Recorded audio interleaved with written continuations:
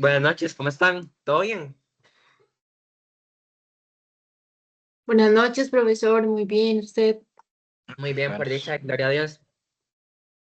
Bueno, como siempre me gusta iniciar las clases. Muchas gracias a los que se conectaron. Ya hoy es la última clase, las 10 clases, ¿verdad? De todo. Eh, ya ustedes ya tienen, creo que a la fecha del hoy, bastante conocimiento en cuanto al tema. Para mí fue igual, como siempre, un honor, ¿verdad? Para iniciar esta lección. Siempre me gusta como iniciar con cosas así. Igualmente, lo único que faltaría sería el examen del técnico, que va a ser muy similar al examen del curso, ¿verdad? Que es igual, un marque con X, ustedes completan el formulario y el mismo formulario les da la nota respectiva. Molina.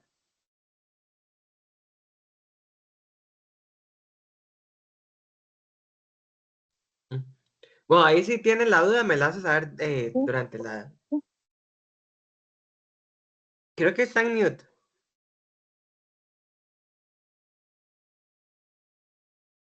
Mm. Bueno, ¿qué es lo que vamos a ver el Perdón, día de hoy? profesor, me equivoqué. Ah, perfecto, tranquila, tranquila. La clase de hoy lo que vamos a hacer es prácticamente un cierre de tal vez ciertas cositas que tal vez no había yo como finiquitado con ustedes de ver. Entonces es prácticamente lo que vamos a ver hoy. ¿Qué vamos a ver? Vamos a ver el tema un poquito que es el tema de la Contraloría. ¿Para qué sirve la Contraloría de Servicios? Algo muy global porque como ahorita van a ver no es mayor cosa. Vamos a ver un poco lo del tema pericial, un poco más profundo de lo que vimos el tema del curso y vamos a ver cómo prevenir una mala praxis médica. Esos son los temas que vamos a ver el día de hoy. La clase pasada, bueno, me disculpo porque no hubo, es que andaba en la comisión, pero igualmente ahí sí se hizo la clase, ahí ya se les remitió que para los que no la han podido ver, los invito a que a que la vean.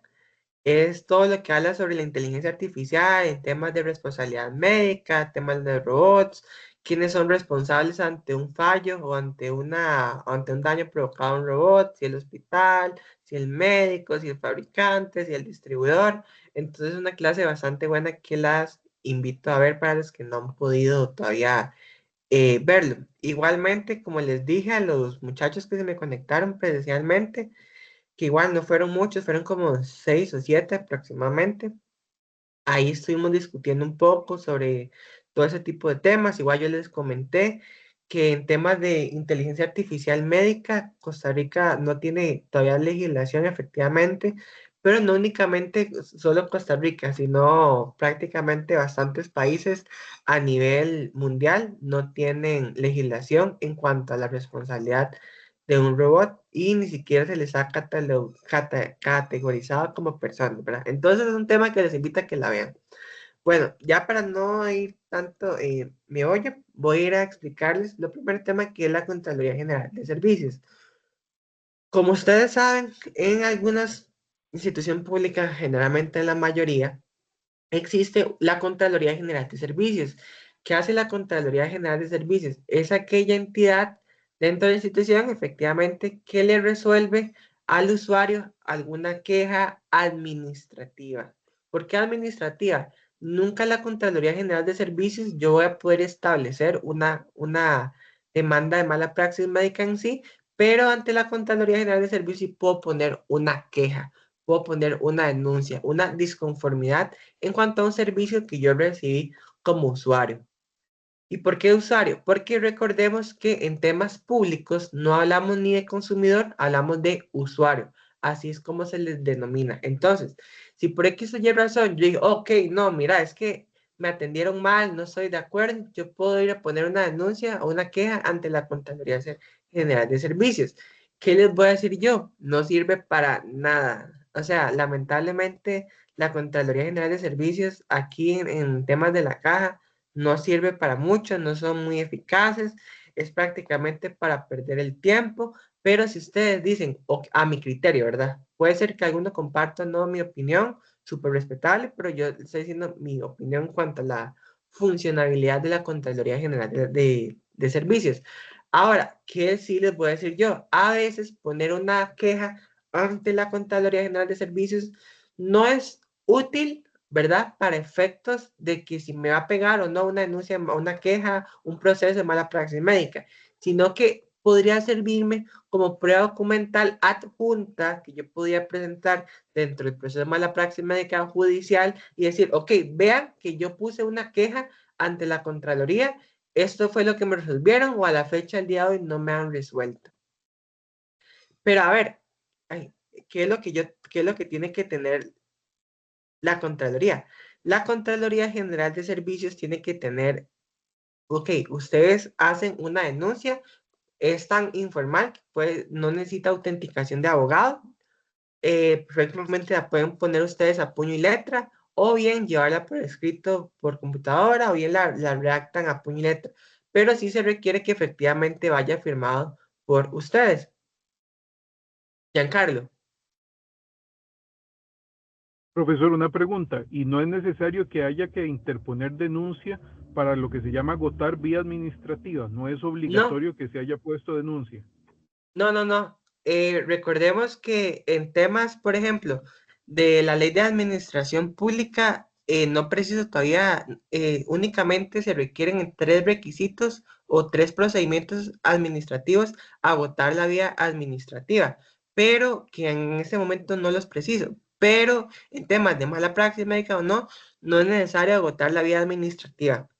De hecho, yo generalmente lo que yo hago es irme directamente o a un proceso conciliatorio, por ejemplo, que se puede llevar ante el colegio de abogados, se llega a un acuerdo RAC y todo, o bien irme ya directamente a un proceso judicial. Eh, Siempre es bueno, digamos, yo soy del criterio, digamos, que a ver, hay veces que por las situaciones, efectivamente el médico va a querer, va a decir, ok, lleguemos a un acuerdo, no lleguemos a un acuerdo, entonces digamos, si el médico dice, ok, lleguemos a un acuerdo, yo me puedo ir a un centro RAC, a una casa de justicia, yo les recomiendo mucho la de colegio de abogados y llegan a un acuerdo conciliatorio con la persona, con el médico. Obviamente que sea un ganar-ganar entre ambas partes. O bien se puede ir a un proceso judicial, ya sea civil, dependiendo del caso, contencioso, dependiendo del caso, y o penal, y hasta disciplinario ante la Fiscalía de Colegio. Pero yo les digo, en estos casos, en casos de mala praxis médica, no es necesario agotar la vía administrativa. Si ustedes lo quieren, es opcional, ponen la queja ante la Contraloría, si quieren no la ponen. Como les reitero, a lo que yo he visto en la calle no es muy eficaz, no es muy eficiente, no les van a resolver mucho. Entonces, mejor irse por la otra vía. Entonces, ya hicimos que para efectos de la Contraloría, Giancarlo, sí le respondí la consulta. Sí, profesor, muchísimas gracias. Ok, perfecto. Ahora, para efectos de la denuncia, igual ya les dije, es una denuncia informal, se puede hacer, si ustedes quieren, la autentican por abogado, si no, no. Incluso, como les dije, les pueden hacer a puño y letra. Una vez que ustedes hacen eso, ahora sí, que van a tener que poner en la denuncia. No es que es necesario poner artículos ni nada de eso, únicamente es, ustedes ponen expresamente, firmando, cuál es la disconformidad que ustedes tienen como usuarios. ¿Y por qué como usuarios?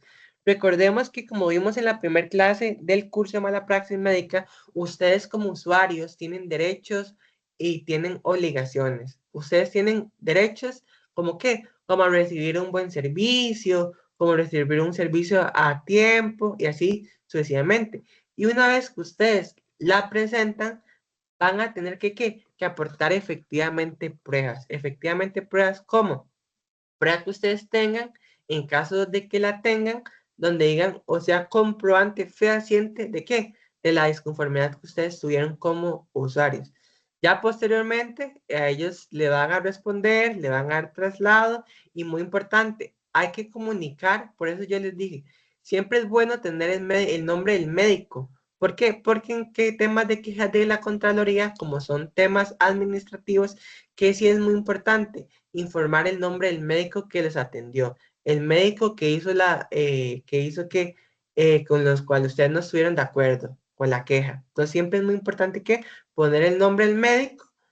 Eh, Además, el médico tiene la obligación de primero, como ya hemos visto, de presentarse, de decir el grado de especialidad que él tiene. Que se haga o no la práctica, bueno, eso es otro tema, pero el médico tiene que presentarse, que decir el rango de especialidad, si es un médico interno, si es un médico especialista, si es un médico general, si es un enfermero, si es un auxiliar, así sucesivamente. Ahora, nosotros en el curso de, ¿cómo se llama? De mala praxis médica, nosotros vimos ahí un poquillo sobre qué es el tema pericial. Yo les dije, recordemos eso, yo les dije, en temas de mala praxis médica, la prueba por excelencia, ¿cuál es? No es, obviamente, todas las pruebas se tienen que razonar, todas las pruebas se tienen que analizar de manera conjunta para que el juez llegue al resultado y dicte la sentencia. Pero ¿qué pasa? La prueba por excelencia en un tema de mala praxis médica es el tema de prueba pericial.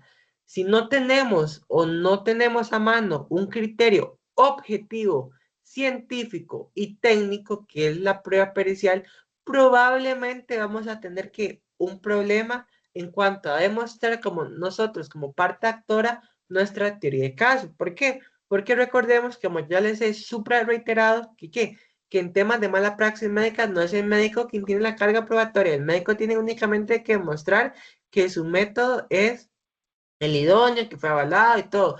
Pero quien tiene la carga probatoria de mostrar si hubo una falta al deber de cuidado, una, entre paréntesis, negligencia, impericia e ignorancia, ¿quién es? El paciente, el abogado de la víctima. Entonces, es muy importante siempre tener a mano ese tipo de pruebas. ¿Qué es lo que les pasa con ese tipo de pruebas? Que a veces el Poder Judicial, a ver, todos nosotros, para los que son médicos, saben que existe una infinidad ¿de qué? De especialidades médicas, y a veces el que ocupa dictar el peritaje médico no es un médico especialista, sino es un médico especialista en tal con una subespecialidad en tal. Entonces, muchas veces el Poder Judicial no tiene los suficientes listas de profesionales. ¿Y qué pasa? Profesionales que tal vez rechazan el peritaje porque dice, ok, yo soy especialista en tal, pero no tengo esa subespecialización. Entonces, no tengo esa subespecialización, difícilmente pueda tener los conocimientos yo para dictar o hablar en este peritaje, dar mi opinión objetiva, ¿verdad? O bien, por el otro lado de la moneda, no únicamente médicos, a veces pasan, digamos, médicos que tal vez no tienen el rango académico específicamente, pero a pesar de eso dictan el peritaje.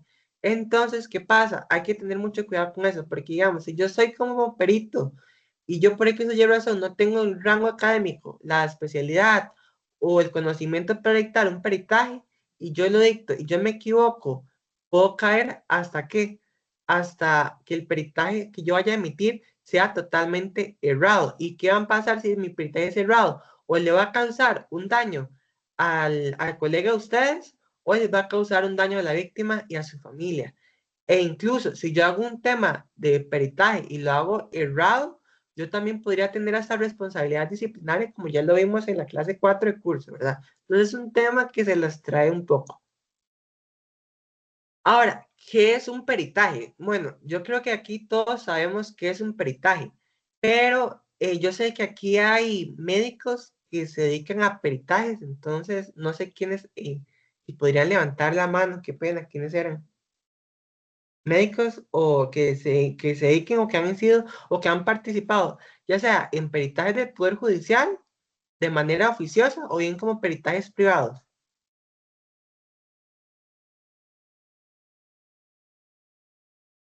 Bueno, no importa, tranquila, sigamos. Aquí, ¿qué es un peritaje? El peritaje, perdón, el peritaje, como ya les mencioné, es la prueba por excelencia.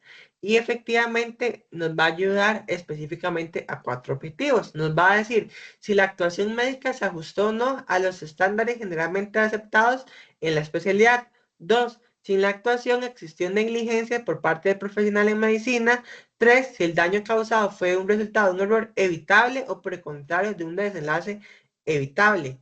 ¿Por qué? Porque recordemos que también, como nosotros vimos, puede ser que este daño no haya sido un caso de mala praxis médica, sino todo lo contrario, haya sido un caso de iatrogenia. ¿Verdad? Que recordemos que un caso de iatrogenia no genera responsabilidad subjetiva para el galeno, sino únicamente para el centro hospitalario por el tema de la teoría del riesgo. Y 4, si existe causalidad directa entre la acción del médico y el daño sufrido. Ahora, ¿cómo voy a analizar yo la prueba pericial? La prueba pericial, efectivamente, para los que han participado en peritajes, para los abogados que han ido a audiencias, han visto peritajes médicos, ese peritaje ellos lo hacen no con ex ante, no con efectos ex ante, es decir, antes de que sucediera el hecho, sino que ellos lo hacen ex post. Es decir, teniendo todos los hechos que sucedieron, actuó el médico con falta de deber de cuidado, actuó negligente médico, sí o no, se pudo haber evitado, era evitable o inevitable, sí o no, y hubo un nexo de causalidad, no, sí o no. Ahora, ¿qué les voy a recomendar yo? Para los que son peritos, siempre hagan sus peritajes de manera objetiva. Si ustedes son colegas o son amigos del médico que se está acusando, es mejor decir, no, no quiero participar, me puedo ver inmerso a temas subjetivos de ser imparcial, entonces, de ser parcializado con respecto a algunas partes, entonces es mejor no y de que se sigan nombrando. Ahora, ¿qué pasa? El problema es que a veces los procesos llegan a prescribir más que todo también en temas civiles o en temas penales o temas contenciosos, no porque las partes no le den actividad al proceso, sino porque no consigue el Poder Judicial a raíz de ese defecto, ya saben qué, el peritaje, un médico superespecializado para analizar si hubo o no una falta de deber de cuidado, médicos que a veces dicen, no, es que yo no quiero participar en este peritaje porque ese médico que se está acusando es un médico importante. Entonces, si yo participo como en este peritaje, doy mi opinión, me puedo ver al final de mente damnificado, me puedo ver involucrado y puede llegar a perjudicar mi carrera profesional como médico. Entonces, son muchos temas, ¿verdad? Ya como les dije, vea lo que han dicho la sala primera y la sala tercera, que es específicamente las salas que ven los jerárquicamente mayor el tema de mala praxis médica. Es decir, que lo que diga la sala primera y lo que diga la sala tercera en sus respectivas materias es la última opción, prácticamente. Entonces, ¿qué pasa? La sala tercera y la sala primera han dicho, ok, si yo, que fue lo que yo les expliqué, si voy a contar con un examen o con un caso de mala praxis médica, efectivamente, ¿qué voy a requerir? Voy a requerir de un criterio técnico y objetivo calificado. Y ese criterio, ¿qué tiene que venir? Tiene que venir apoyado de prueba científica, tiene que venir apoyado de prueba científica. ¿Por qué? Porque a veces yo les voy a decir algo y suena muy feo, pero a veces ustedes, los médicos, dependiendo del área, dependiendo, digamos, si tienen tal vez expertise emitiendo peritajes, en vez de decir un peritaje objetivo, comprobado, fundamentado, dejan toda la fundamentación y se basan en qué? En puras suposiciones de cómo ustedes hubiesen actuado en un caso específico. No, un peritaje no está conformado por suposiciones, está conformado por hechos científicos y objetivos que a raíz que el médico obtuvo a raíz de qué? De haber estudiado el bachillerato, la licenciatura, de haber sacado la especialidad, de haber sacado la subespecialidad en esa específica área.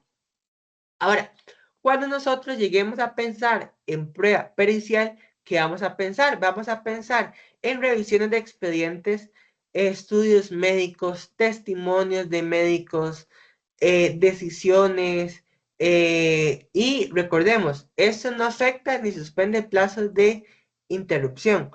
Y les voy a decir algo muy importante. Ustedes, a veces los médicos con el peritaje, recordemos que, ok, la prueba pericial es la prueba más importante, pero que, ¿qué? que está anexa a otros tipos de pruebas, como qué, como prueba documental, declaración de parte, testimonial, etcétera. ¿Por qué? Porque todas las pruebas se tienen que analizar de manera conjunta, de manera conexa. Pero, ¿qué pasa? A veces, si no nosotros no tenemos la prueba pericial, recordemos que el juez, digamos, para los que son abogados aquí, ya casi le doy la palabra, Reinaldo, para los que son abogados aquí, ustedes saben de leyes, saben de doctrina, saben de jurisprudencia, saben de todo, pero ustedes le dicen, uy, esta enfermedad específica, ustedes pueden ser que se patinen o que tengan que consultarle a un amigo de ustedes, a su pareja, que tal vez se dedica a ese tipo en ciencias médicas. Ahí pasa exactamente con los jueces. Los jueces solo tienen su expertise, ellos cursaron su licenciatura, su bachillerato, se especializaron en X área, fueron al Poder Judicial, llevaron el curso del año de formación judicial. Pero, ¿qué pasa? Ahorita, si no contamos con un peritaje médico, difícilmente el juez va a tener los insumos o las herramientas para decir, ok, con base a esto o con base a estos, si hubo no, una falta del deber de cuidado que sea acarriente de responsabilidad para la parte demandada. Don Reinaldo. Si vieras que con respecto a eso del peritaje, yo trabajo en el Hospital Calderón Guardia en el Servicio de Seguridad Reconstructiva y allá le llegó a uno de los colegas por correo como una especie de citación diciéndole, sírvase comparecer ante el tribunal tal como perito para el caso de acusado anónimo, así dice, acusado anónimo en el perjuicio de la paciente Periquita Pérez. Y se lo mandan a varios especialistas de cirugía reconstructiva. Entonces, ay, qué pereza, hay que hacer. Bueno, pero eso es obligado, tú estás obligado a responder a eso, y se lo mandan a varios para ver cuál le da pelota al caso. Entonces, eso me quedó como esa duda. Pero sí, en la citación me llama la atención eso de como para resguardar la ética del perito, no te dicen quién es el acusado. Te pone anónimo y la parte acusadora sí te pone la paciente fulana de tal.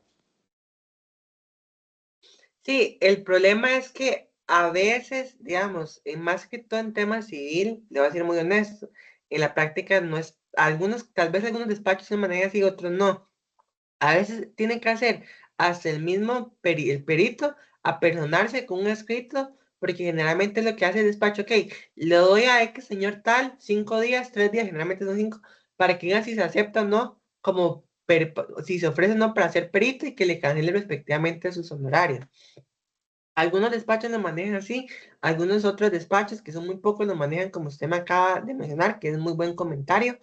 Y les voy a decir muy sincero, ¿qué pasa? Hay peritos que dicen que tal vez son médicos que trabajan como en el sector privado en clínicas y son subordinados por un ente patronal y les dicen, ellos a veces porque me han preguntado, es que si yo voy como perito, hay que es peritaje, mi jefe me va a bajar el día, mi jefe me va a bajar, me va a bajar tiempo de horario laboral.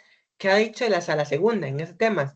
En temas, si yo soy testigo en un proceso, si yo soy perito en un proceso, si yo soy actor en un proceso, si yo soy demandado en un proceso y me han citado a mi persona, el patrón tiene la obligación de decirme y decir, vaya, declare y no me puede amonestar. Entonces es algo muy importante que se quería como mencionar. Un poco el tema laboral, pero es importante que sepan eso.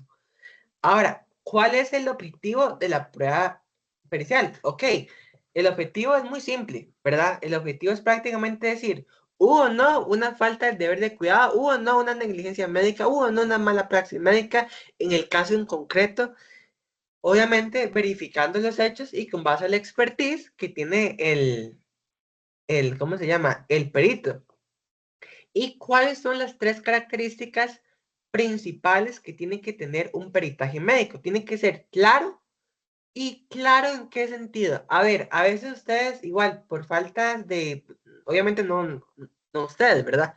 A veces peritos que tal vez no tienen tanta experiencia profesional emitiendo peritajes, no solo médicos, tal vez topógrafos, que es muy común, psicólogos, bueno, médicos, más que todo médicos, porque a veces, digamos, a los psicólogos, uno tal vez sí es más fácil buscar como la palabra, pero a veces en campo médico no. Emiten, digamos que, un peritaje muy complejo, un peritaje muy complejo axiológicamente, en vocabulario. ¿Y por qué? Porque eso es un error importante, porque recordemos que el peritaje ustedes no lo van a leer, ustedes son el que lo emitieron, ustedes saben lo que dice el peritaje, pero recuerden que ese peritaje lo tienen que leer los jueces, ese peritaje lo tienen que leer los técnicos judiciales, ese peritaje lo tienen que leer las partes demandadas, la parte demandada, la parte actora, el actor civil, la parte querellante, así sucesivamente. Entonces, esa peritaje tiene que ser claro, evitar un poco el vocabulario tan complejo médico. Y a ver, digamos, yo no les digo, a ver, a mí me encanta a veces utilizar lenguaje jurídico. A ustedes efectivamente, igual los abogados que estoy seguro que están aquí conectados. Ustedes, los médicos, estoy seguro que les encanta utilizar lenguaje médico. Pero ¿qué pasa? Si van a utilizar una palabra médica, nada les cuesta 5 minutitos, 2 minutos, lo que duren, encerrar la palabra y explicarla. O bien, hacer un pie de página en el peritaje y explicar qué significa esa palabra. ¿Por qué? Porque al final de cuentas, si el peritaje es escrito, sepan lo que el abogado no va a entender y el abogado le va a decir, va a presentar un recurso de adición y aclaración. Señor juez, necesito que el peritaje, o que señor juez, necesito que el perito me aclare o me adicione esto. Entonces, ¿qué pasa? Es más trabajo para ustedes porque van a tener que contestar al recurso que presentó el abogado que no entendió, y entonces es menos trabajo, tal vez, digamos, ese consejo que les di. Tiene que ser conciso. A ver, conciso no es que un peritaje sea corto, ¿verdad? La palabra concisa significa que tienen que venir las herramientas procesales para entender el peritaje. A ver, ¿qué pasa? Muchas veces, y es algo que quiero aterrizar, los peritos no ponen conclusiones. A ver, ponen quiénes son las partes, ponen el desarrollo, el criterio, la justificación científica, y a ver, pero se evitaron algo muy importante, es algo muy importante, las conclusiones. ¿Qué conclusiones llegó el perito a raíz de tener los hechos, la doctrina, la justificación? A veces no se ponen, e incluso a veces los jueces, dependiendo si son muy minuciosos o no, se los previenen, o incluso se les puede prevenir incluso una de las partes del proceso. Y finalmente tiene que ser fundamentado, que fue por lo que yo les dije. A ver, un peritaje tiene que, si ustedes no lo fundamentan, caemos lamentablemente en suposiciones. Si tenemos algo, suposiciones, no es algo científico, es algo de lo que usted cree que se tendría que resolver. No, que ustedes tienen que decir, ok, yo hubiese resuelto tal, ojo, como los jueces, yo hubiese resuelto tal, pero fundamentado en qué, en esto, en esto, en esto, en esto, en esto, en esto, en esto, o yo hubiese hecho esto, esto, esto, esto, amparado en esto, esto, esto, y así sucesivamente. ¿Por qué? Porque si ustedes hacen ¿cómo se llama? Un peritaje llano, un peritaje sin fundamentación, difícilmente el juez le va a dar credibilidad. Difícilmente el juez, aunque usted sea el señor de los señores en esta rama médica, si usted no hace un peritaje, el juez no les va a dar credibilidad. Y le reitero la pregunta, si le devuelvo como dicen la tortilla a ustedes, ¿ustedes le darían credibilidad a una persona o a un abogado que los representa a ustedes en un proceso y dice, bueno, es que la verdad es que no sé, no estoy seguro, o bien, déjeme preguntar, o bien, voy a buscar en ChatGPT? No, ¿verdad? Entonces, pasa exactamente igual con los jueces.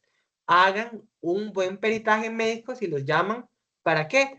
Para que al momento y hora esa herramienta sirva dentro del proceso. Recordemos que nosotros en un proceso de mala praxis médica buscamos la idoneidad del proceso, la idoneidad. Reinaldo, creo que tiene la mano levantada. No sé si tiene alguna duda. No, perdón, ya la bajo, disculpa. Ahora, perfecto. Yo les dije, digamos, que la prueba pericial es la fundamental. es la última ratio, él la manda más en un proceso de mala praxis médica. Y que difícilmente, si no tenemos la prueba pericial, difícilmente el juez va a tener los insumos para resolver. Pero en nuestro ordenamiento jurídico, en nuestro civil, en nuestro ordenamiento jurídico procesal penal, procesal civil, procesal contencioso, no tenemos ningún artículo, como lamentablemente carecemos de todo ese tema, que diga que si no tenemos una prueba pericial, el juez no puede resolver.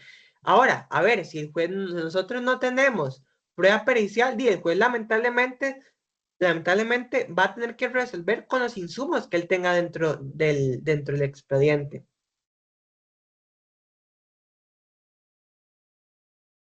Ahora, les pregunto a ustedes y me gustaría escuchar participación de todos, por lo menos de una buena parte.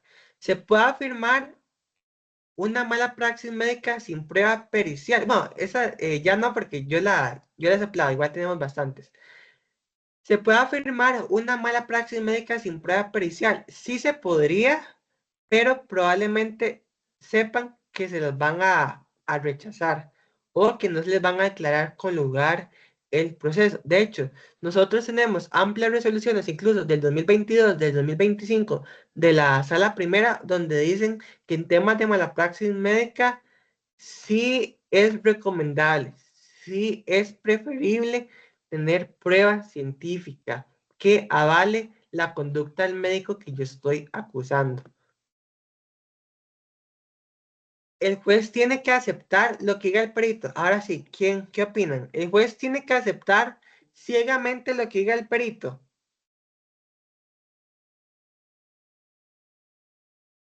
Pero, Bueno, yo considero que el juez tiene que valorar lo que diga el perito, ¿verdad? Porque no necesariamente, pues se supone que el perito tiene el expertise, pero bueno, al menos yo he estado en procesos en donde se han enfrentado inclusive peritos, ¿verdad? Sí, yo también he visto. Ajá, y pueden tener entonces como diferentes puntos de vista sobre un mismo hecho, sobre una misma circunstancia. Entonces, ¿Correcto? el juez ahí tiene un trabajo bastante, por así decirlo, tiene que hacer una evaluación muy objetiva de los aportes o de las interpretaciones que presenten estos expertos, ¿verdad? Ok, Para ok. valorar de acuerdo a la relación de hechos o la relación de las situaciones que pasaron y poder determinar, pues, cuál lleva, al menos cuál tiene un poco de razón según su Ok, valoración. pero me encantó lo que usted acaba de decir. De hecho, 20 de 10. Ahora, yo le voy a raíz de que lo hice, también voy a volverle a usted una pregunta específicamente para usted.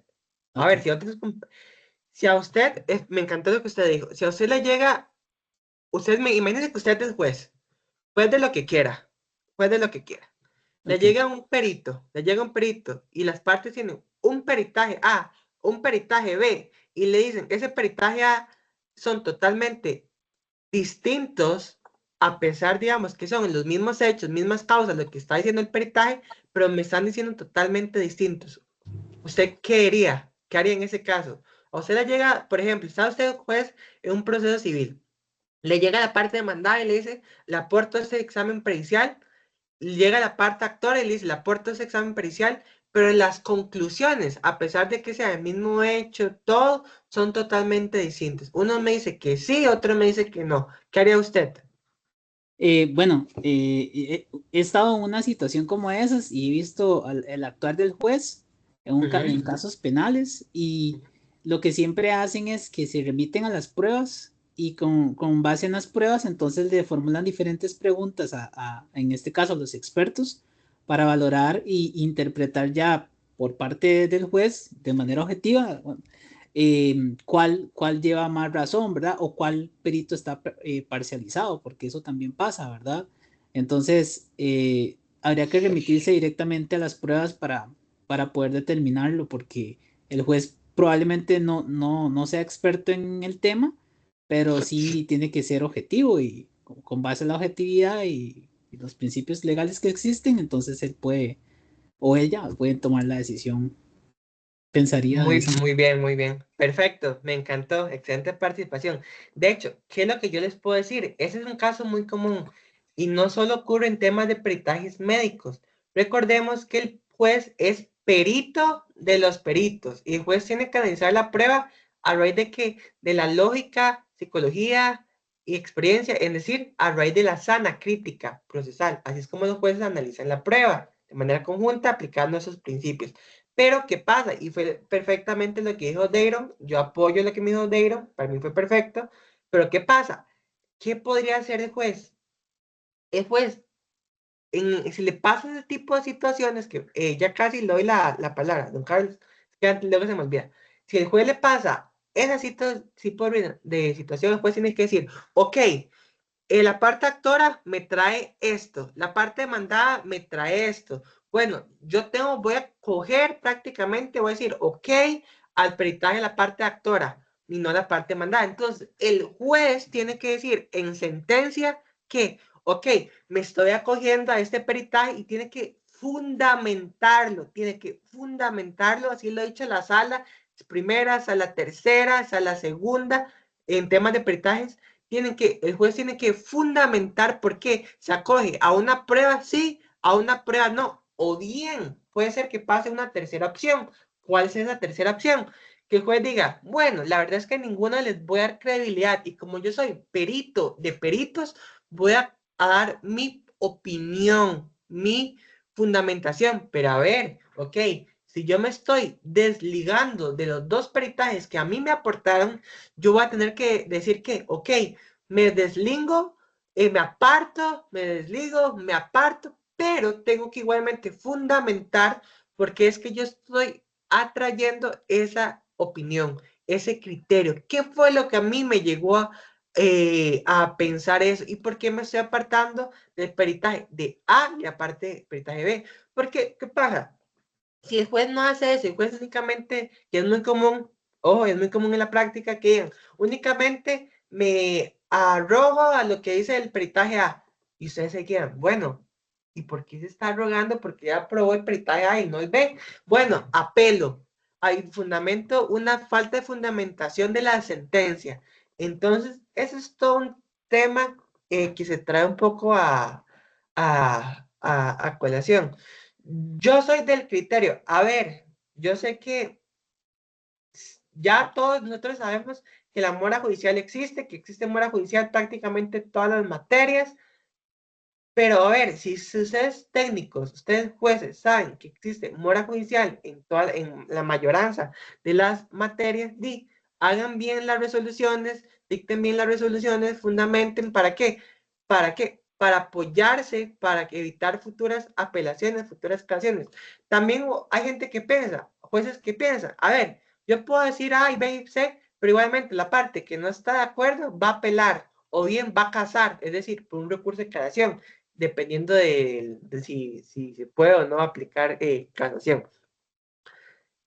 Carlos.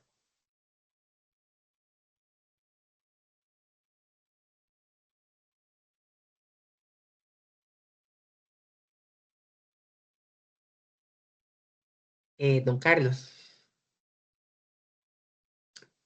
Bueno, ahí sí, cuando solucione el tema del micrófono, me dice y habla.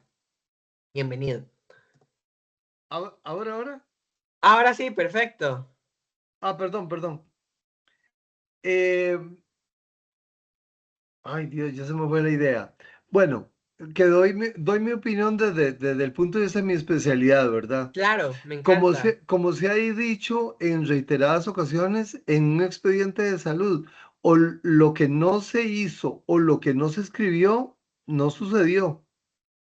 Correcto, Y, correcto. y eso es un gran problema que digamos que se le puede presentar a un médico que no completa los registros médicos. En un expediente de salud hay tantos registros médicos como registros no médicos, pero muchos doctores andan tan a la carrera que escriben mal o no completan la idea y dejan las cosas inconclusas. Ahí es Igual, donde, abreviaturas. Nunca usen abreviaturas en un expediente médico, ¿verdad? de hecho no deben usarlo. Sin embargo, muy pocos hacen caso, ¿verdad? así como el debido respeto a los señores doctores presentes. Pero ese es el gran problema. Entonces, si en el caso, digamos, de que dos peritos, al menos de mi especialidad, estén en desacuerdo, ni modo. Si el folio 92, por citar un ejemplo, dice que el médico dijo tal cosa y es hasta ahí lo que hay escrito, pueden tener diferencia de opiniones en otras áreas, pero lo que está escrito en el expediente se respeta. Así que no hay mucho, digamos, que discutir cuando se analiza, digamos, la parte documental del expediente, o están las cosas o no están, o están los laboratorios indexados en el expediente o no, o se llenó el consentimiento informado o no. Y la manera como se llenó el consentimiento informado tiene mucho que ver. Correcto. Por ejemplo, hay una clínica muy importante en el centro de San José que no pone el documento físico. Ok. Usted firma sobre una pantalla y el paciente firma en posición horizontal, porque siempre le sacan, porque no hay otra manera de decirlo, Ujú. le sacan la firma cuando el paciente va para anestesia. Perdón. O sea, el paciente firma en el aire, en una pantalla, en una tablet. Vea qué importante que es eso. Después él no sabe qué firmó, porque lo ponen a firmar en un cuadrito que tiene la tablet donde solo cabe la firma. Correcto, correcto. De Y hecho, hoy es a mí una me pasó. clínica muy importante y que ya al día de hoy se ha visto envuelta en más de un problema por eso. Obviamente nunca fue el médico el que dio, ¿verdad? Entonces, todo ese tipo de detalles son los que en una sala de juicio salen a colación, ¿verdad? Correcto. Pero, digamos, desde nuestro punto de vista, como nosotros vemos documentos, o está o no está, nada más. Correcto. Eso era. Gracias. No, muy buen comentario. De hecho, me recordó de algo que a mí me pasó. Hoy tuve que ir al médico. Obviamente, fui al médico, todo súper bien. Me mandan a hacerme unos laboratorios, eh, porque como que ando como con una infección. Entonces fui, me iban a sacar sangre. La muchacha, un amor, efectivamente no es responsable. O sea, es más que todo, yo siento que temas institucionales que tal vez no tienen un protocolo o no se rigen bien o no se han asesorado. Efectivamente, la señora antes de la muchacha, perdón, porque era una muchacha joven, me inyectó, pero antes de inyectarme me dijo, ok, fírmeme ese consentimiento informado. Yo pensé que el consentimiento informado me le iban a imprimir, yo lo leía y listo. No, me pasó exactamente igual que lo de que expuse el compañero. Únicamente no pude leer las condiciones, únicamente me dijo, firme aquí, que eso es como una tableta pequeña y listo.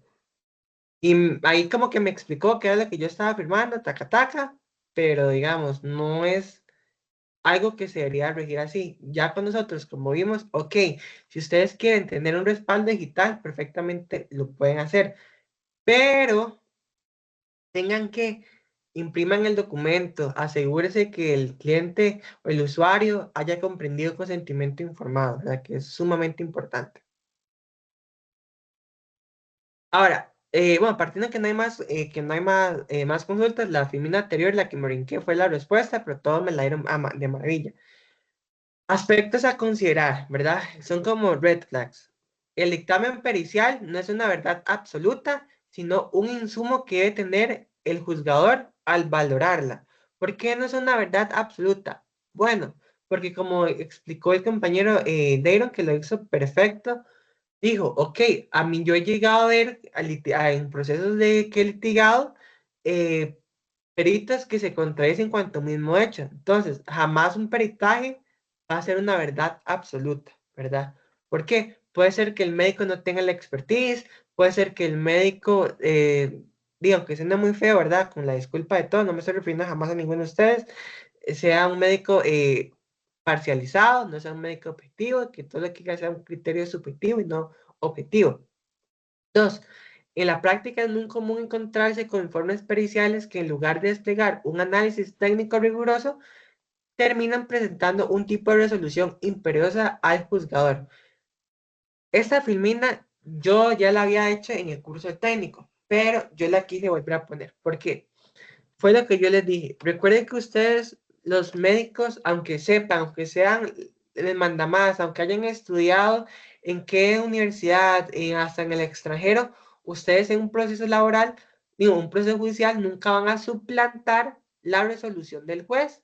Nunca van a suplantar lo que diga el juez o el tribunal en sentencia, dependiendo si es un juez, un tribunal unipersonal o con tres. Pero, ¿qué pasa? Aquí yo les voy a decir algo. Ustedes cuando emitan un peritaje, como les dije anteriormente, no les digan directamente la respuesta al juez, porque vamos, ustedes no son los que están resolviendo el caso, ustedes no son los que van a decir, ok, hubo no una mala praxis médica, ustedes lo que les van a brindar es al juez y a las partes los insumos, el material científico, el material académico que ustedes cursaron. Entonces, eso es muy importante.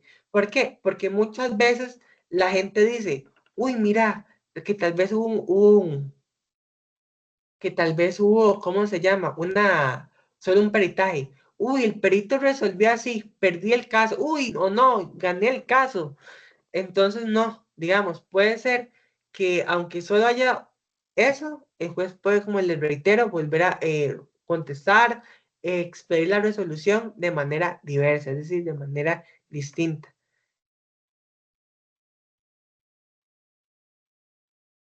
Ahora, ¿cuáles son los 5 errores más comunes que cometen los peritos?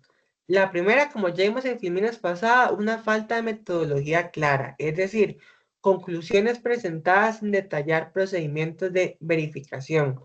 Otro error que no dicen aquí, ok, si ustedes como peritos emitieron un criterio pericial escrito, a mí me ha pasado incluso hasta en materias de familia. Yo obviamente sé que es por la cantidad de trabajo que tienen algunos peritos institucionales, pero no llegan preparados para la audiencia, los ofrecen y no llegan preparados. Entonces, no están 100% seguros qué fue lo que ellos pusieron en el peritaje escrito y qué fue lo que van a decir en la audiencia donde los están llamando a testificar, a hablar.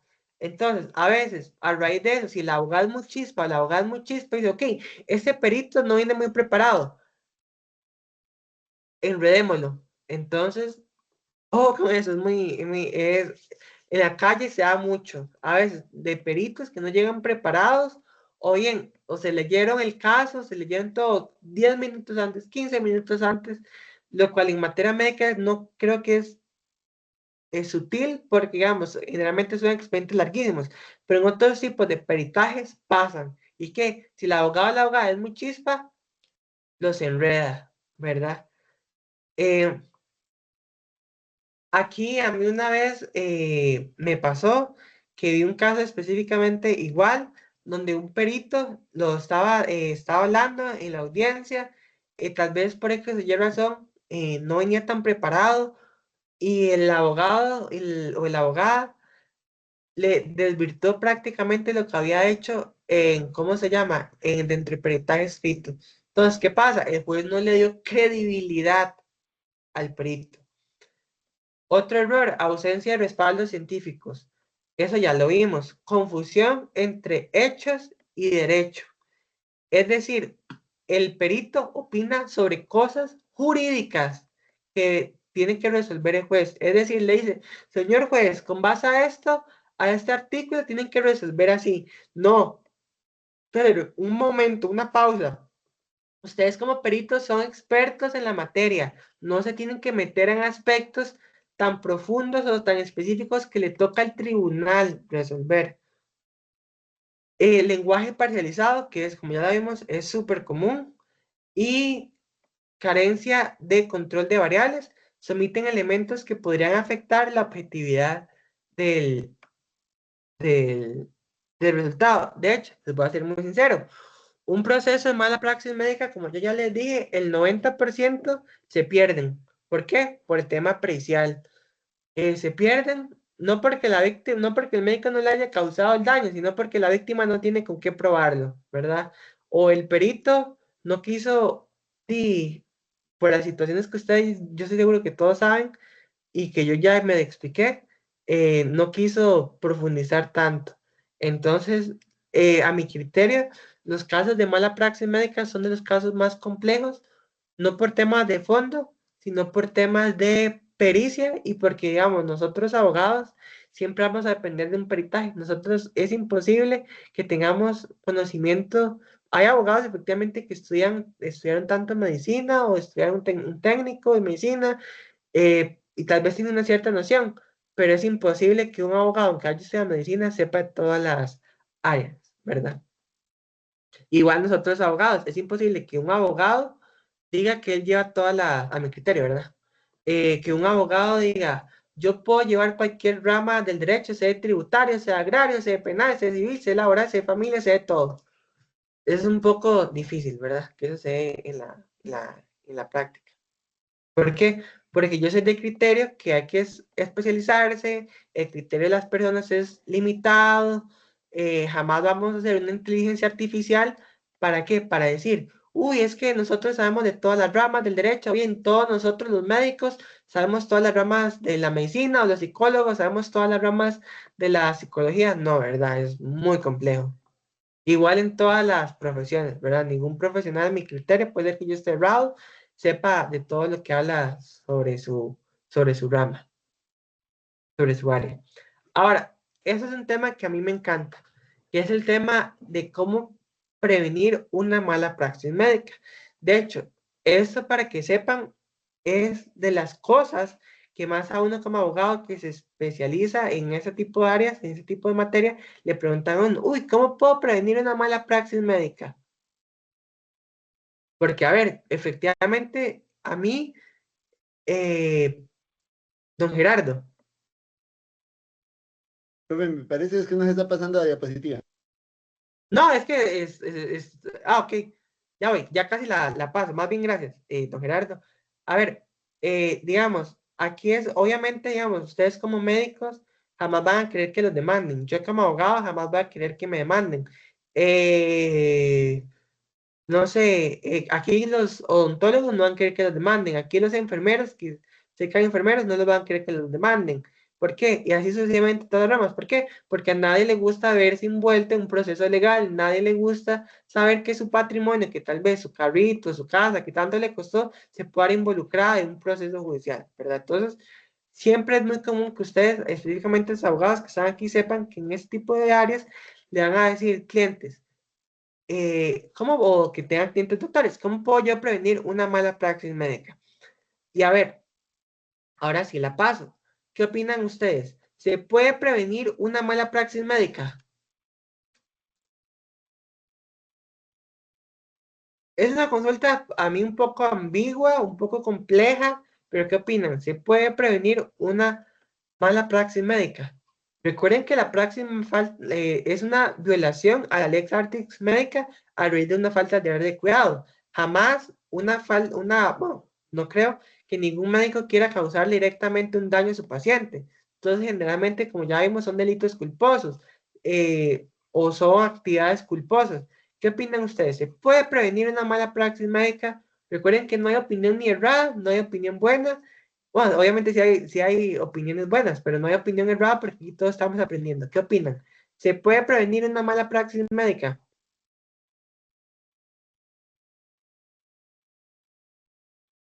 Don Carlos. Yo pienso, profesor, que se puede disminuir la posibilidad de una mala praxis médica. Digamos, desde el punto de vista se puede establecer como una especie de una lista, un check-in, digámoslo así, Ok.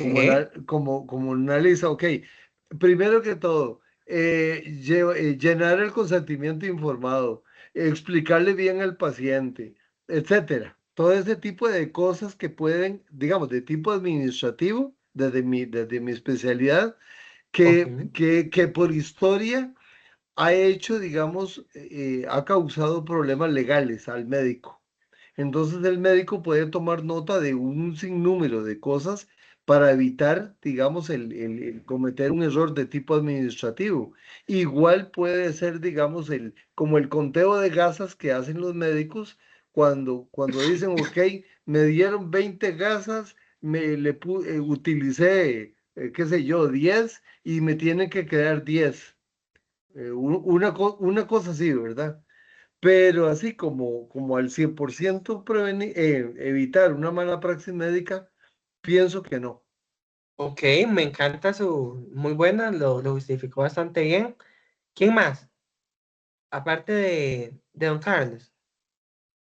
Habemos aquí buena parte de gente. ¿Qué opinan? Porque no puede ser solo que don Carlos sepa esto, ¿verdad? O sea, es una pregunta que nace, ¿verdad? Que todo el mundo puede, o sea, se la pueden preguntar en la calle, se la pueden preguntar a un colega, se la pueden preguntar a un cliente. ¿Qué opinan? Don Gerardo. Buenas noches, profesor y compañeros. Yo considero que, vamos a ver, no soy médico, ¿verdad? Soy de otra área, pero considero que, vamos a ver, un tipo de mala praxis se puede generar, como es antes, como lo vimos al principio del curso, en cualquier otra área, ¿verdad? No solamente en las ¿Correcto? medicinas. ¿Correcto? Entonces, yo considero que una aplicación del debido cuidado, la debida diligencia y aparte de eso, de todo el protocolo o el procedimiento indicado, es un hecho que puede prevenir la mala praxis en cualquier ¿Correcto? área, ¿verdad? O sea, yo siento que cualquier profesional podemos tener un problema de este tipo. Lo que podemos hacer, como decir compañero, es mitigar el riesgo, pero también yo siento que o sea, con la atención indicada, con dedicar el tiempo al proceso, seguimiento de protocolos y todo demás, yo considero que sí se puede evitar. Ok, ok, ok, me encanta. ¿Alguien más? Por lo menos un tercero. Profe, buenas noches a todos. Buenas noches. Profesor, ¿Quién yo habla? pienso Ah, Erika. que es Erika Siles. Un gusto. Profe, yo pienso que sí se puede evitar, igual como lo menciona el compañero, porque recuerdo un ejemplo muy claro que había mencionado, si mal no recuerdo, don Carlos, de un anestesiólogo que por estar con el celular, que se murió el niño, ¿verdad? Entonces, para mí, total y absolutamente se pudo haber evitado si él se hubiera concentrado y no hubiera tenido elementos de distracción, ¿verdad? Como lo fue en ese caso propiamente. Entonces, para mí, totalmente evitable, ¿verdad? Ok, ok, ok, me parece. Vea, aquí no les voy a decir todavía la respuesta como para irse, como para dejarlos picando. ¿Existe una fórmula para prevenir la mala praxis? Ok, ya ustedes me dijeron si es prevenible o no, pero ¿existe una fórmula para prevenir una mala praxis médica? ¿Qué opinan?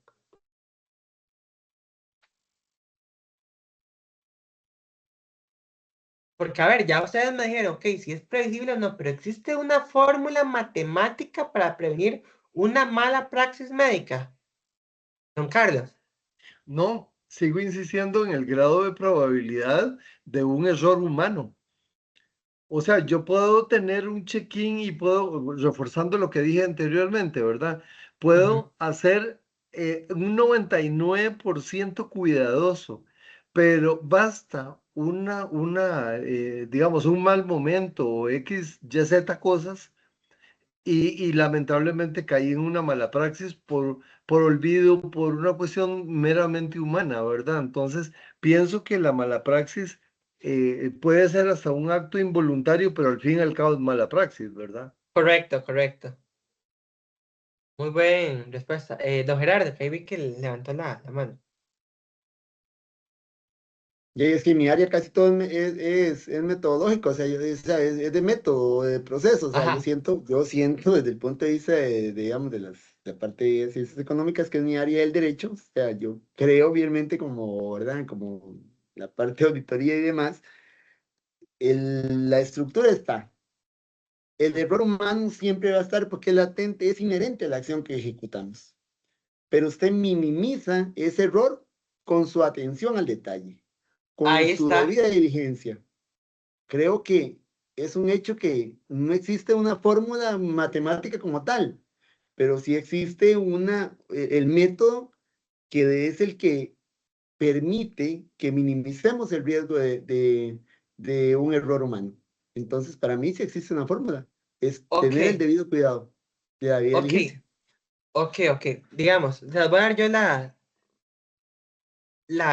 respuesta. Y la respuesta, aunque no crean, es más sencilla de lo que tal vez pueden pensar. La primera pregunta era esta. Vean, ¿se puede prevenir una mala praxis médica o no? Sí se puede prevenir. A ver, recordemos que nosotros, como mala praxis médica, lo que vamos a castigar es la conducta que era evitable, mal el cual el médico no evitó, que era previsible y el cual el médico no previno. Entonces, si aplicamos esta teoría, esa definición doctrinal, que es la que utilizan todos los libros y todo, de hecho, yo cuando efectué el libro mío de mala praxis médica, me hace igual con esa definición, que a mi criterio la definición más correcta, sí se puede prevenir la mala praxis médica, no. Pero, ¿qué pasa? ¿Qué pasa? No existe una fórmula para prevenir una mala praxis médica o no. ¿Por qué? Recordemos que la medicina es una ciencia indeterminada, inexacta. Yo no puedo llegar a decirle a una persona, para que usted no llegue o no efectúe, para que usted les haga todo bien su trabajo, tiene que seguir A, B, C, D y D. ¿Por qué? Porque puede ser que por X y Y situación A salió bien, B salió mal y C salió bien. Entonces, digamos, no existe en sí una fórmula para prevenir una mala praxis médica. Reitero, sí se puede prevenir, pero no existe una fórmula exacta, específica para prevenir una mala praxis médica. No, ¿por qué? Porque, a ver, yo puedo tener insumos, yo puedo tener reglamentos, pero los casos, todos los casos son distintos, o todos los casos son diversos. Yo puedo tener un protocolo que, le reitero, siempre tengan un protocolo institucional sobre cómo hacer X o Y cosa, pero no existe una fórmula para prevenir una mala praxis médica. Ni en mi criterio llegará a ser. ¿Por qué? Porque como dijo el compañero Carlos y la compañera Erika, es a raíz de un error humano. Es a raíz de un error humano. Pero a ver, es un error humano, pero ¿cómo puedo yo mejorar? ¿Cómo puedo yo salventar mi error? Bueno, con lo que dijo el compañero don Gerardo, que dijo, prácticamente con una autocrítica, es decir, yo siempre que voy a operar, siempre que voy a dar un tratamiento quirúrgico, siempre que voy a dar un tratamiento clínico, hacerlo de autocrítica, es decir, ¿estoy actuando bien o no estoy actuando bien? No hacer las cosas deprisa, no hacer las cosas por hacerlas. Recuerden que ustedes están actuando o están viendo vidas humanas. Ustedes tal vez no son como nosotros los abogados, no nos estoy quitando mérito jamás, pero digamos, para mí no hay materia, no hay profesión más riesgosa que la medicina. ¿Por qué? Porque los contadores juegan con las matemáticas, con números. Nosotros los abogados tal vez con patrimonio, con relaciones, con la libertad de la persona, pero los médicos juegan con la vida de las personas. Entonces, a mi criterio, es la profesión más respetuosa que hay. Y Mariela, Gracias, profesor. Bueno, entendí esta respuesta que está por acá por escrito, solo que me generó una duda, claro, porque antes te mencionó, ¿verdad? Que sí se podía prevenir, pero la respuesta, ¿verdad? No, es no como va una como, fórmula, más que todo ah, fórmula. O sea, ok, sí se puede prevenir, pero no existe una fórmula sí. específica, efectiva, que me pueda garantizar un 100% que yo pueda prevenir una mala praxis médica. ¿Por qué? Porque esa es una ciencia inexacta, una ciencia indeterminada. Entonces, es prácticamente por eso. Ok, Sí no, te... eso sí me queda claro, pero dije yo, luego nos pregunta eso en el examen y entonces, ¿sí o no? Ok. No, no, Quería, tranquila, tranquila. Pero entonces sepa, digamos, Mariela, igual que todos los compañeros, que sí se puede prevenir efectivamente la mala praxis médica. De hecho, si no se previene, digamos, si algo no es previsible, efectivamente, piénsenlo así, compañeros. Si algo no es previsible, ¿cómo va a haber una mala praxis médica? ¿Cómo va a tener yo de algo que no era previsible? Saber que eso me iba a pasar. No sé si me hago entender. Entonces, es por eso que es, digamos, que sí es previsible, pero no existe una fórmula 100% que me diga, ok, tengo que seguir esto, para alcanzar un resultado o para bien no acarrear ante un proceso de mala praxis médica. Ahora, esto es con lo que yo voy a cerrar. ¿Cómo puedo yo prevenir una mala praxis médica? Recordemos que, digamos, no te puedo decir una fórmula específica. ¿Por qué? Porque todos los casos, y los que son médicos no me van a dejar mentir, todos los casos son totalmente distintos. Estoy seguro que a ustedes pocas veces les ha llegado un caso que sea igual al de otra persona o han operado algo igual que otra persona. Todos los casos son distintos porque todas las personas tenemos un cuerpo distinto, e interactuamos distinto, tenemos enfermedades distintas. No es lo mismo operar a una señora de 60 años que a un muchachillo de 15 años o a un muchacho de 40 años que a uno de 30, ¿verdad? Entonces, no es lo mismo operar a una persona con diabetes que a una persona hipertensa. Los cuidados son totalmente distintos, ¿verdad? Entonces, ¿cómo puedo yo prevenir una mala praxis médica? Lo primero, y creo que es como, si nosotros son 12 prevenciones, son 12 prevenciones. Y si yo les digo, ¿por qué elegí esa como la una? Porque a mi criterio, esa es como la pirámide. Imaginemos todos una pirámide, ¿verdad? Ustedes saben que tiene la base y la punta, ¿verdad? La base que está, igual como una base nutricional, lo más básico. ¿Qué es lo más básico? No traten a las personas como objetos, trátenlas como sujetos de derechos.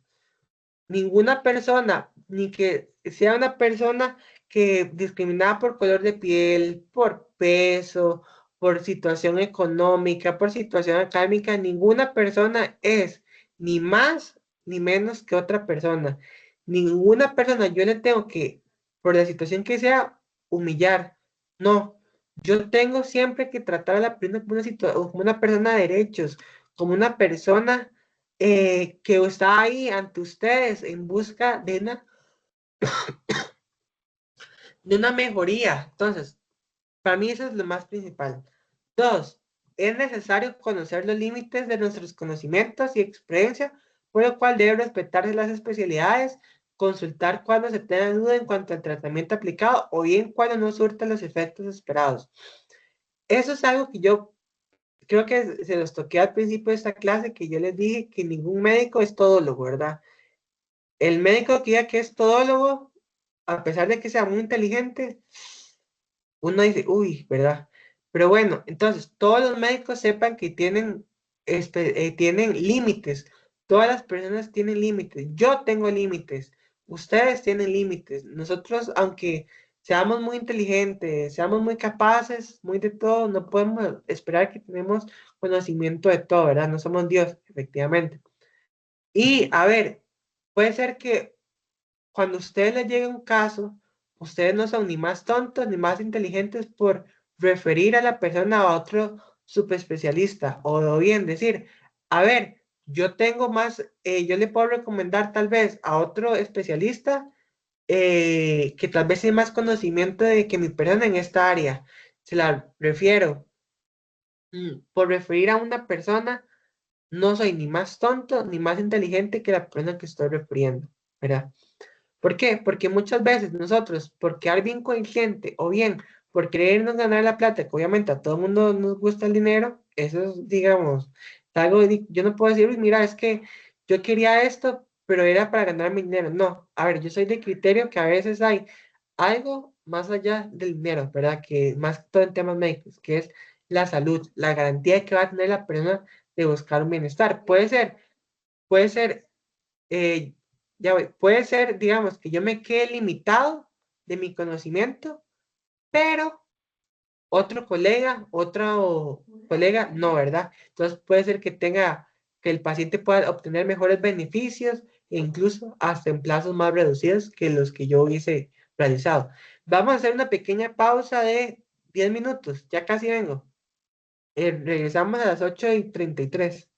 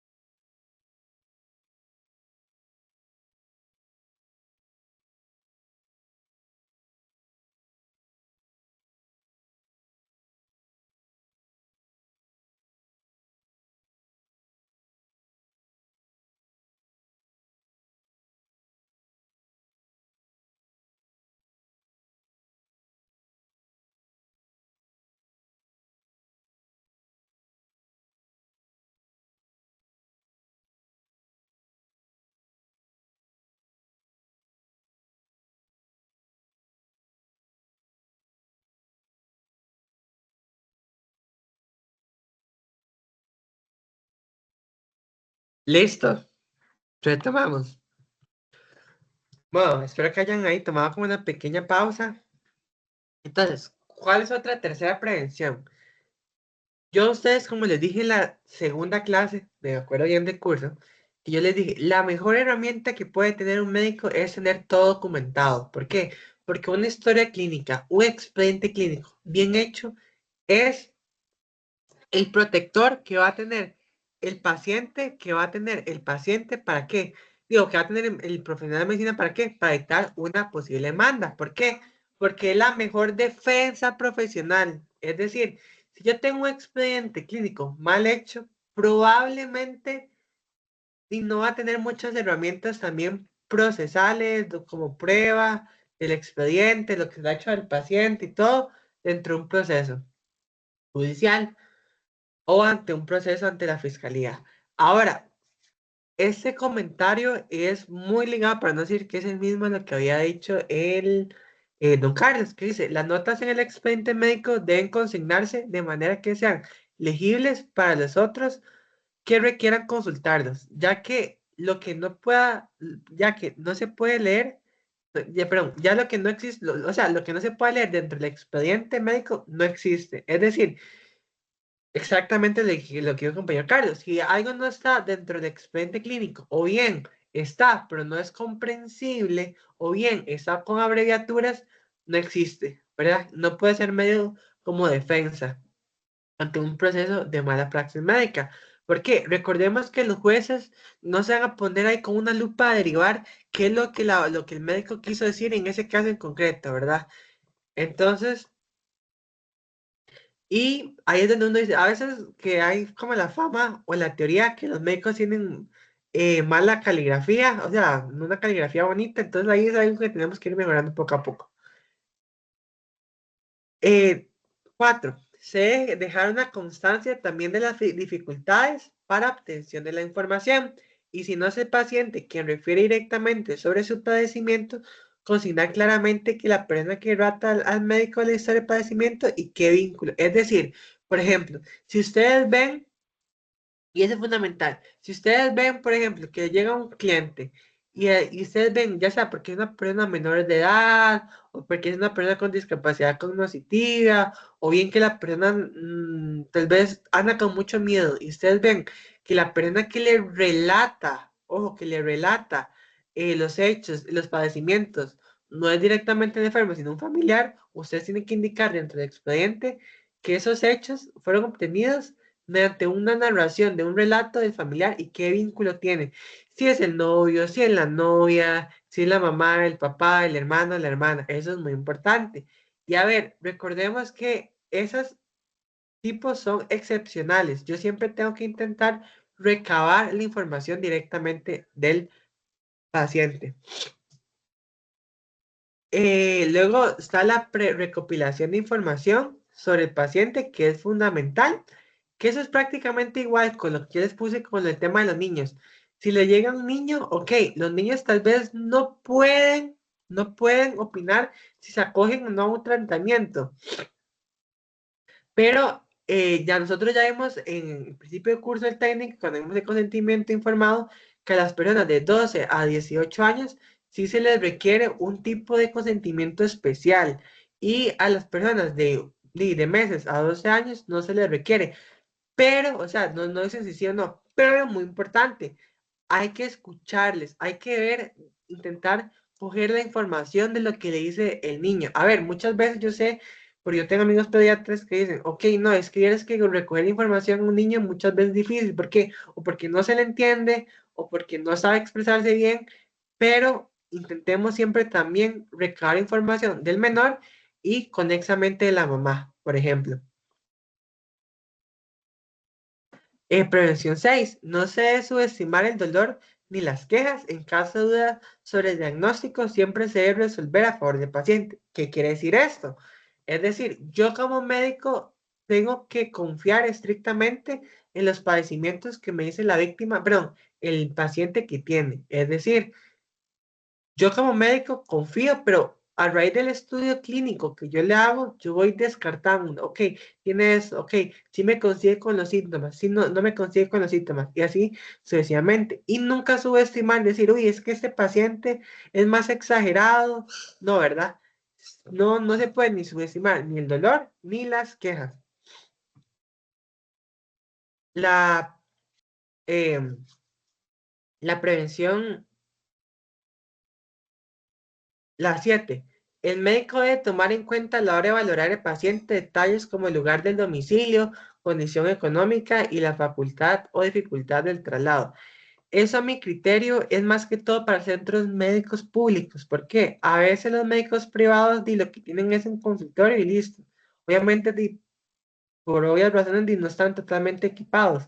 Pero digamos, si yo tengo un usuario que está en X o Y condición y yo sé en el sector público que ese usuario tarda 3 horas, 4 horas de la casa de él o el trabajo de él al centro hospitalario, son aspectos que yo tengo que valorar o que tomar en cuenta para ver si me espero a darle la salida, estar yo un poco más seguro que ya el paciente está ok. ¿Por qué? Porque hay casos de médicos que dicen, ok, lo revisé, le doy como por ejemplo, un apéndice. El paciente llega con un dolor en el apéndice, el doctor le da de alta, el muchacho vivía, no sé, en Guanacaste, y por eso ya la clínica está en San José. Imaginemos un caso hipotético para que me comprendan. Y la clínica le da de alta, el muchacho sabe que vive en Guanacaste, se va, y a las 2 o 3 horas con el apéndice explotado, ¿verdad? Entonces, son aspectos, la distancia, la situación económica, saber si, digamos, por ejemplo, si el paciente viaja en bus, viaja en qué, porque todo eso puede dilatar un buen tratamiento. 8, las notas médicas deben de elaborarse de la forma más clara y lo más detalladamente posible. En ellas debe escribirse tanto los hallazgos como los antecedentes y los posibles diagnósticos. 9, se debe dejar constancia de la condición profesional, que fue lo que yo ya les expliqué. Por ejemplo, ustedes tienen el derecho de saber quién es el que les está atendiendo, el nombre y el puesto que el mismo ostenta dentro de la clínica privada o clínica o centro hospitalario público. ¿Por qué? Por ejemplo, que fue el caso que yo les di, digamos, imagínense que ustedes se ocupen poner una queja ante la Contraloría y el médico no quiere, ¿cómo va a poner la queja? De hecho, el médico está en la obligación, exactamente como les dije, es decir, el rango que el mismo tiene y la especialidad, por ejemplo, y el nombre del mismo. De hecho, ese es un derecho fundamental ¿de quién? De la persona usuaria. El régimen de disponibilidad. Yo sé que muchos médicos, tal vez más que todo en guardias, no se quedan directamente en el hospital, sino que las guardias las realizan por disponibilidad y que tienen que estar en un cierto periodo, por ejemplo, un plazo de 30 minutos ya del hospital para atender al paciente o un plazo de 25 minutos. A ver, si ustedes están trabajando por disponibilidad, no es que van a durar 1 hora y media a llegar y tal vez la víctima y falleció, ¿verdad? A ver, si ustedes están trabajando por disponibilidad, el tema de las guardias, si las llaman, tienen que acogerse a la lógica. Es decir, si yo sé que el hospital está en San José, yo no me voy a ir a Turrialba, sabiendo que yo estoy trabajando por disponibilidad y durar de Turrialba a San José, que tal vez la víctima fallezca o empeore su situación de salud. En otras palabras, si yo estoy por disponibilidad, tengo que estar localizable. Si a mí me llama el centro médico, tengo que atender, tengo que apersonarme para revisar al paciente. 11. En los casos médicos en disponibilidad, se debe dejar constancia en el expediente de la hora en que se llamó y la hora en que inician cada una de la valoración. ¿Esto para qué? La hora y la fecha, para llevar un orden en cuanto al paciente. Porque a veces los expedientes, yo dice que los médicos no le ponen hora, no le ponen fecha, no le ponen quién fue quien lo atendió. Entonces todo eso queda como una laguna de cómo fue que el paciente llegó a esa conclusión, cómo fue que el paciente lo atendió, quién fue, a qué horas, qué trámite se le dio a este paciente. Entonces, es algo muy importante. Y la más importante, una de las más importantes, que es la 12, recordar que nuestras funciones son limitadas y que nosotros, ¿qué hacemos? Uno como médico, igual más que todos los médicos, están sujetos ¿a qué? Están sujetos a la voluntad, al cuidado de sus pacientes. Ustedes no llegan donde un paciente a decir, "Uy, voy a empeorarle la salud o no me voy a preocupar por ese paciente". No, recuerde que ustedes están en casos, son garantes de la salud de su paciente. Entonces, muy importante. 13, no tomar decisiones de manera apresuradas. Si ustedes no están seguros respecto a un dictamen, consultar. Si ustedes no están seguros si el paciente es alérgico a un medicamento, consultar. Ahora la internet es limitada. Ustedes supongo que manejan su lista de contactos, de preferencias, pueden consultar. El consultar no es sinónimo de ignorancia, ¿verdad? La 14, si se debe de practicar exámenes de rayos X o de laboratorio, es importante indicar quién los ordenó, la hora y la fecha en que se solicitaron y cuándo fueron incorporados a los resultados del paciente. A ver, ¿por qué eso es muy importante? Para ver, digamos, si el paciente el médico cuando diagnosticó esto, estaba consciente de esos exámenes o cuando lo diagnosticó no estaba consciente de por qué cuando diagnosticó eso no le mandó a hacer estos exámenes. Entonces es un tema más que todo probatorio.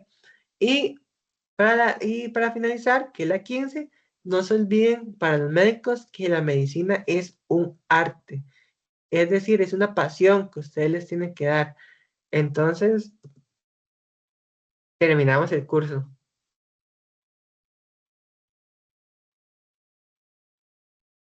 No sé si alguno tiene alguna consulta.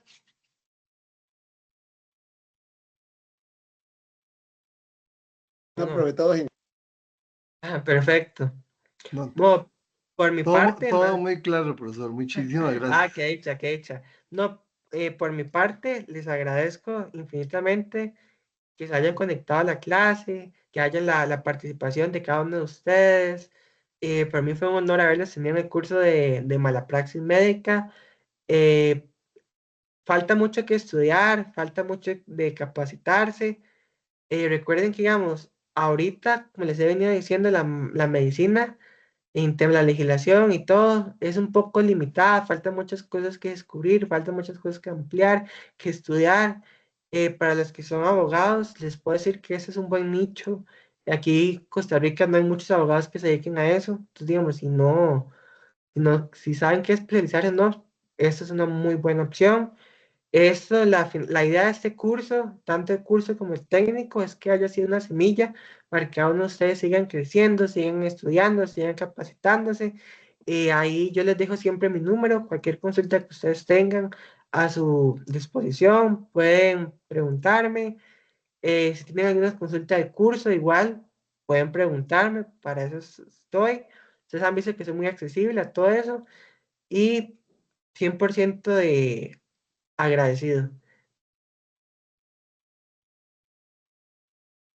Gracias a usted, profe, muchos éxitos y gracias por el tiempo y la dedicación. Muchas gracias. Entonces, gracias. un gusto. Profesor, no, también agradecerle toda la información que nos dio y todas las enseñanzas suyas. Y obviamente, pues, de mi parte, ponerme de acuerdo, de ponerme a las órdenes, tanto suyas como de cualquier otro compañero que desee saber más de registros médicos. Yo tengo planeado dar un curso de registros médicos, posiblemente por esta misma vía, porque hay cosas en registros médicos que le sirven también a los abogados. No solamente todo lo que tiene que ver con el expediente de salud, sino muchas veces con la parte de seguros. Yo trabajé más de 52 años en una aseguradora. Y entonces muchas veces la gente no comprende por qué las aseguradoras declinan los casos y contratan abogados, los clientes, etcétera, y todo tiene que ver con el expediente de salud, ¿verdad? Y todo tiene que ver con toda esta materia que hemos visto. Entonces también ponerme a las órdenes suyas y de cualquier otro compañero, porque el expediente de salud, como siempre se ha dicho, es la prueba por excelencia en una sala de juicio, ¿verdad? No, ahí de fijo, Carlos, me va a tener como estudiante, me va a inscribir. A mí me encanta todo ese tipo de temas y yo sé que usted sabe mucho, entonces quiero aprovechar. Vamos a Sí, intercambiar sí, roles. claro, muchísimas gracias, más bien. Profesor, muchísimas gracias. De verdad ha sido de muchísimo provecho y gracias por haber compartido todo su conocimiento. De igual forma, le deseo muchísimos éxitos en la nueva comisión del Colegio de Abogados, que de verdad aquí nos ha quedado más que claro por qué lo eligieron, ¿verdad? Así que muchísimos éxitos y gracias por haber compartido con nosotros tanto que usted nos ha dejado. De verdad, muchísimas gracias. No, más bien, muchísimas gracias a ustedes. Y les voy a contar un testimonio que yo se los quería dejar para el final. Una a veces piensa, digamos, por qué es que uno está pasando por X o Y situación. Y verás que yo decidí especializarme en todo tema de mala praxis médica, hacer el libro. Se los cuento a todos como testimonio. A mi mamá en el año 2019 le hicieron una mala praxis médica, casi pierde el ojo porque no voy a mencionar el médico, pero le puso una gota oftálmica que ella era alérgica, entonces perdió prácticamente el ojo, le tuvieron que hacer trasplantes, ha tenido que someter a un segundo trasplante, todo.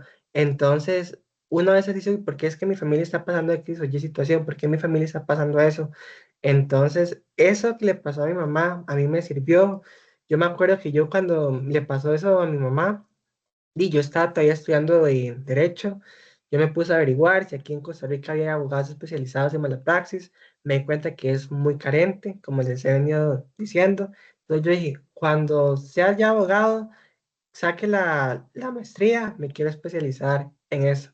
Entonces les quería comentar eso como no más que todo para que, no para contar la situación de mi mamá, sino para que sepan de que a veces uno pasa por una situación difícil y todo, y tal vez uno no sabe por qué le está pasando, pero siempre hay como una luz en el camino, obviamente Dios, que le dice, bueno, uy, mira, estás pasando esto, no estás pasando eso, pero es porque te quiero llevar a este lugar. Entonces era únicamente para darles este testimonio mío personal de mi familia y los invito, vean que hay varios, si alguno está estudiando, está sacando una maestría, está sacando la licenciatura en Derecho, vean que eso es todo tema del error de nacimiento, prueba odontológica forense, el tema de la responsabilidad de los robots, son temas perfectos que se pueden hacer o de tesis o de trabajo final de graduación. Entonces, enfóquense en, como les dije, en estudiar, en aprovechar sus conocimientos eh, y sepan, digamos, de que aquí cualquier consulta que yo les pueda asistir, supera la verdad.